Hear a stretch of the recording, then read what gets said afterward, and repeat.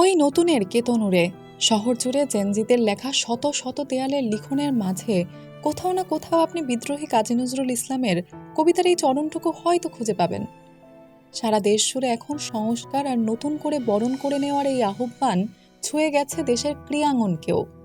রাজনীতির প্রেক্ষাপট পাল্টে যাওয়ায় বড় রকম পরিবর্তন এসেছে বা আসছে এক একটি ফেডারেশনগুলোতে। সবচেয়ে বড় পরিবর্তনটা দেখেছে বাংলাদেশ ক্রিকেট বোর্ড বা বিসিবি। সভাপতি পাল্টে গেছে, পরিচালক পদেও পরিবর্তন আসছে। এত এত পরিবর্তন, শঙ্কা ছিল যে যাদেরকে কেন্দ্র করে এই পাল্টে যাওয়া সেই ক্রিকেটাররা আবার এই পরিবর্তনগুলো মেনে নিতে পারবেন তো? পাকিস্তানের বিপক্ষে প্রথম টেস্টের ফল দেখে হাফ ছেড়ে বেঁচে যাওয়ার কথা ক্রিকেট প্রেমীদের। 10 উইকেটের বিশাল জয় দিয়ে ক্রিকেটাররাও যেন স্পষ্ট বার্তা দিয়ে রাখলেন এই পরিবর্তনকে তারা আলিঙ্গন করেছেন দুহাত বাড়িয়ে। সরকার পাল্টে যাওয়ার কয়েকদিনের মধ্যেই ক্রিকেট দলের এমন হিমালয় ছোঁয়া জয়, কি কারণ সেটা ক্রিকেটাররাই ভালো বলতে পারবেন।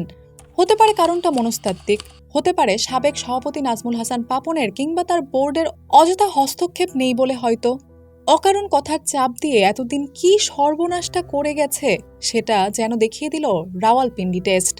বিসিবির মতো এখনও পাল্টে যায়নি বাংলাদেশ ফুটবল ফেডারেশন, তবে সেখানেও সংস্কার সময়ের দাবি। কিন্তু একটা পরিবর্তন এসেছে যা দেখা যায় না, উপলব্ধি করতে হয় মন দিয়ে। গত কয়েক সপ্তাহ আগে রক্ত দিয়ে লেখা তরুণদের এক বিপ্লব রাতারাতি যেন পাল্টে দিয়েছে 20 বছর বয়সী একদল ফুটবলারদের মনোজগৎ। এই ফুটবলাররা তাদের সমবয়সী একদল কিশোর তরুণদের কাছে পেয়েছেন হার না মানার শিক্ষা, যার ফসল অনূর্ধ্ব 20 সাফের শিরোপা জয়, সেটাও বিশাল এক ব্যবধানে।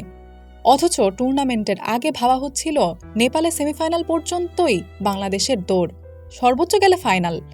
আর সেই বাংলাদেশ ভারতকে বিদায় দিয়ে খেলল ফাইনালে, সেখানে দুমড়ে মুচড়ে ফেলল স্বাগতিক নেপালকে। অথচ নেপালের কাছেই কিন্তু গ্রুপ পর্বে হেরেছিল বাংলাদেশ।